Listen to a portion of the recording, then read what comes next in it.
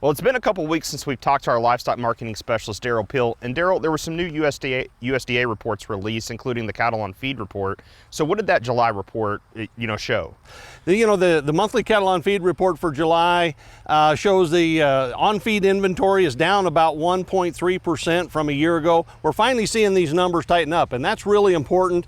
If you go back to February of this year, the monthly feedlot inventory was the highest level it had been for any month since sometime in 2006.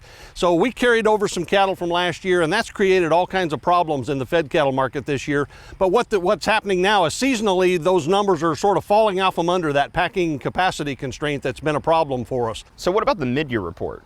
The mid-year report confirms that overall cattle numbers are also declining, and we expected that, so there weren't really any surprises in this report. But the total cattle inventory was down, the beef cow inventory was down about 2%, beef replacement heifers was down, and the number that we calculate as the estimated feeder supplies is also smaller, which means that feedlot inventory we were talking about, as it starts to build up seasonally in the fall, it still should stay below levels that will create the kind of problems in the fall and winter and next spring that we had this year. So we're overall looking at generally tighter numbers. This information, does this change your outlook for the overall year?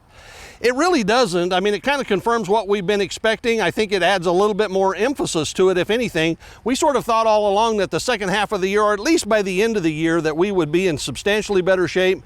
These markets are looking a bit more optimistic. Our forecasts are by the fourth quarter for sure to see, modest improvement in prices pretty much across the board for calves, for feeder cattle, for fed cattle. And so beef demand has been really good. Now we're getting the supply situation cleaned up a little bit. And so it looks really good going forward. So what's the hay and pasture situation looking like? If you look around the country, obviously we have a lot of variation around the country. So we've got the extreme drought areas, in particular up in the northern plains. So North Dakota and Montana have some of the worst pasture conditions in the country, something like 80% poor to very poor conditions.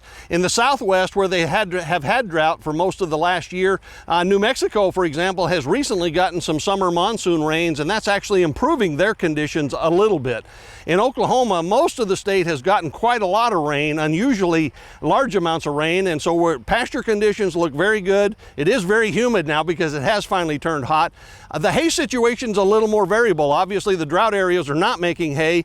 In Oklahoma, we're growing a lot of forage, but we're also having trouble putting up hay in some cases. So I think overall we'll probably have large quantities of hay. Quality may be an issue in some cases, but in some cases even the quantity's down a little bit simply because it's been so wet that people couldn't actually get out and cut hay and make hay. Alrighty, thanks, Derrell. Dr. Derrell Peel, Livestock Marketing Specialist here at Oklahoma State University.